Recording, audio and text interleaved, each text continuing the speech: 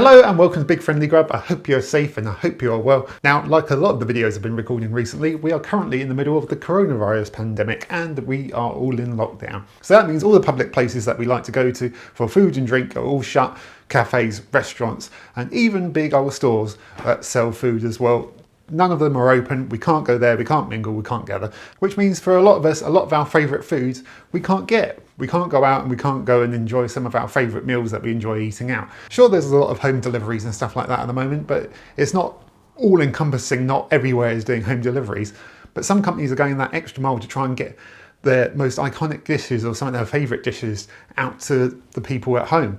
So for example, some restaurants have been like sending ingredients that they would use to make their foods to people's homes, obviously for a fee, but that enables people to make those dishes at home and enjoy them. But some other companies and restaurants are releasing the recipes to some of their iconic dishes.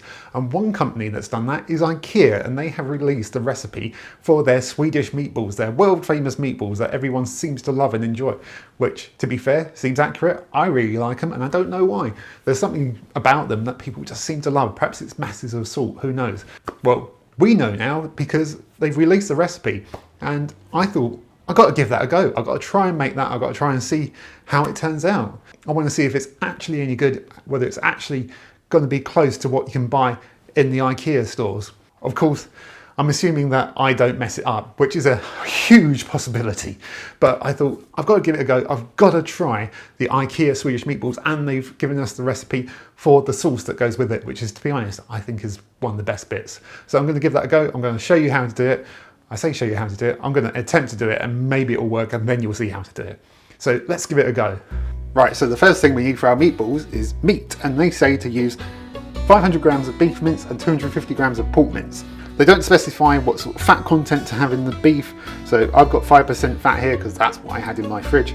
And basically, I haven't quite got the same quantities that they've got. I haven't got quite the same ratio, but it is nearly there. It's just slightly off, but we're making do with what we've got at the moment. So I'm going to just mix that together now, just get the pork and beef squished together. Get in with your hands because to be honest, it's the best way to do it. It's also kind of therapeutic. Right, I'm going to pop my meat to one side for a moment. I've washed my hands because I've been handling meat, and you should be doing that a lot anyway at the moment. And then it says to finely dice one onion. So I have one onion here, which I'm going to very carefully finely dice. Best technique cutting an onion is to cut down the top like so, and then cut down through the middle very carefully. Be very careful with your fingers. Try and go through, not quite all the way, but almost to the root.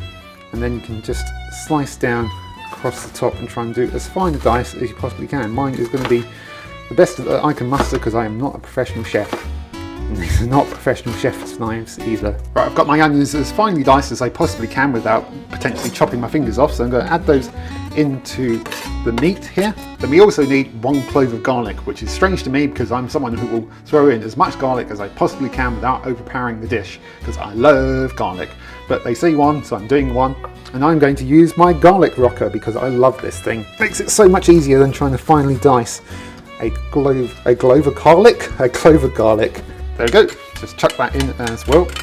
Then we also need 100 grams of breadcrumbs. I'm using the ones that you can buy on the shelves, but you could also blitz up a old loaf of bread or something like that. If it's stale, even better. So I'm going to pop these in. And we also need 1 egg beaten. And we also need 5 tablespoons of milk. I'm using whole milk. So it says to season with salt and pepper, so I'm just going to season as liberally as I think necessary. Now I'm going to get back in with my hands and try and bring this all together into a meatball dough? Meatball dough? Meatball mixture, it's fine.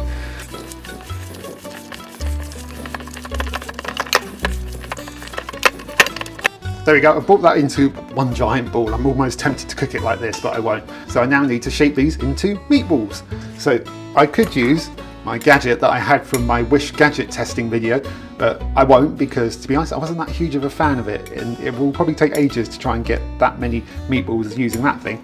So what I am going to use to try and get even measures is an ice cream scoop, which works just as well, if not better. Don't worry, I will wash this thoroughly through the dishwasher once I'm done with it. So you can get one scoop. They're going to be big balls. Phrasing? The bigger the better, I say. Hey, phrasing! I'm going to roll those around in my hand, and I'm going to pop them onto a plate, and I will do this as many times as I need to until all the mixture is used up.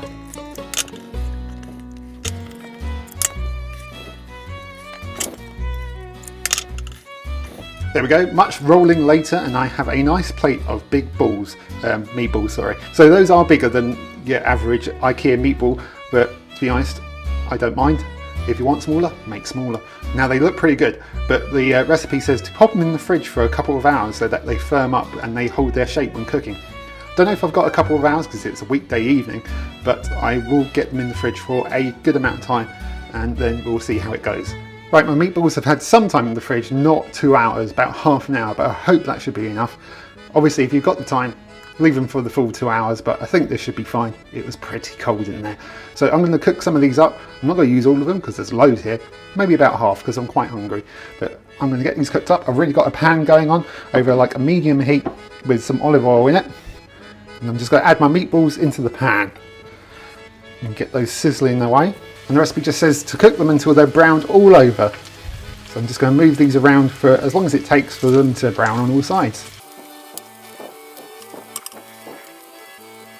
Now these are looking pretty browned all over, and that's taken about 5 minutes. Now these need to go into the oven at 180 degrees C or 160 degrees C fan. I have a fan, so that's what they're going in at. And they need to go in for 30 minutes to bake in the oven, just to cook them all the way through. But we're not done with this hob, because now while those are baking in the oven, we can now concentrate on the sauce. And as I said, the sauce is kind of my favourite part of all of this, and I'm really interested to see how it comes out because I've tried to recreate it before, but it's not been quite right. So I'm really intrigued about this. So I've got my saucepan over a medium heat again, and I'm going to pop in 40 grams of butter and let that melt down. I've got to say, I much prefer this than putting together their flat pack furniture.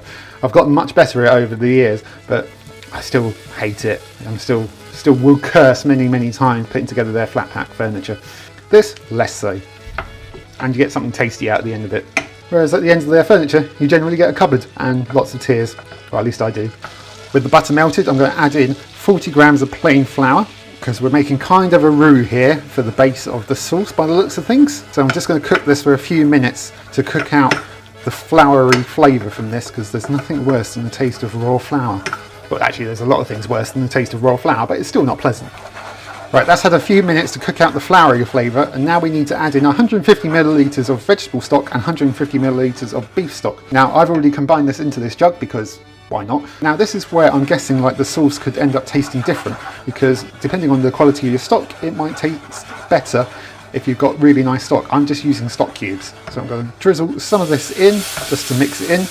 You see it's going to start to kind of congeal together, but don't worry, it's supposed to do that.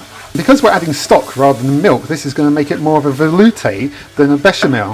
A velouté! So I'm just adding this in a bit at a time, as you would with milk for a bechamel. Then just keep adding the stock at a bit of a time until it's all in there. And yes, that was a salted food reference I made earlier with the velouté.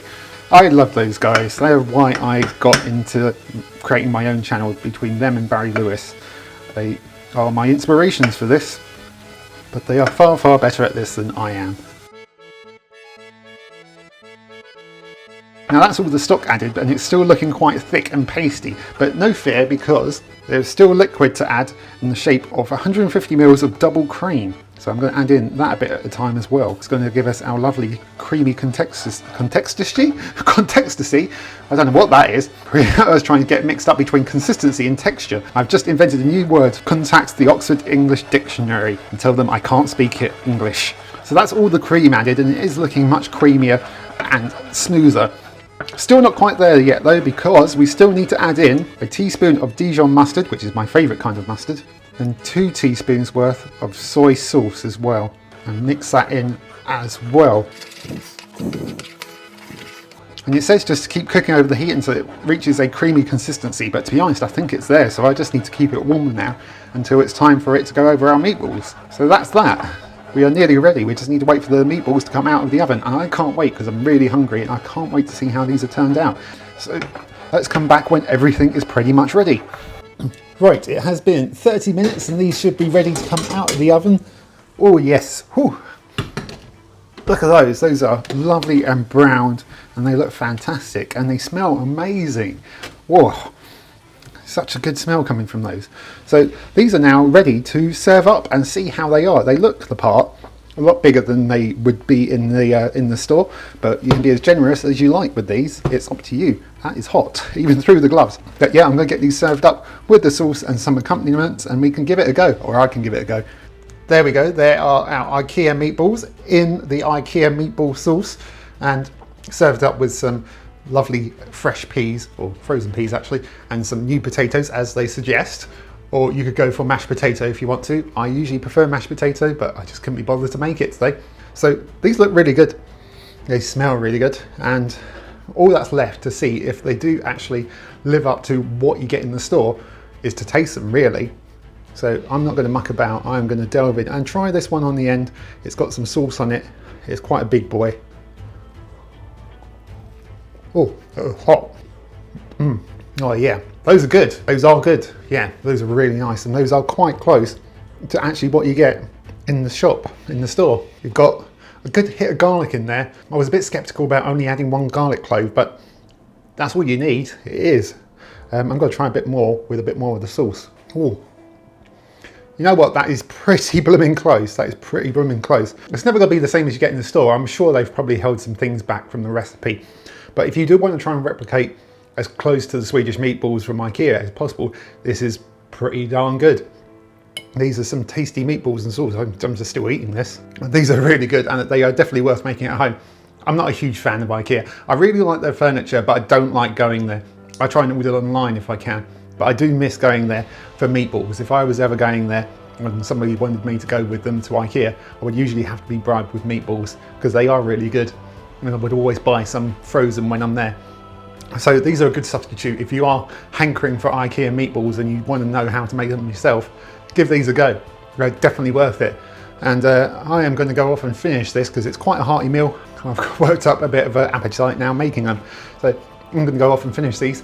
I hope you enjoyed the video. I hope you found it useful. Obviously not my recipe, but hopefully it was good for a guide or to see how things might be done differently. The sauce is quite thick, so if you want it a bit thinner, maybe add some more cream, because I think it could work. I think adding more stock would make it too salty, but cream is definitely another way to go.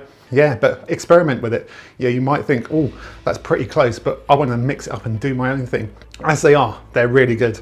And I highly recommend giving them a go. Well done, IKEA. Thanks for letting us know about that. And that's it for me. That is it for this Big Friendly Grub. I hope you enjoyed the video, as always, and I hope you like what I'm doing. And if you do, subscribe to the channel. Otherwise, stay safe, stay well, and I will see you on the next Big Friendly Grub. Bye.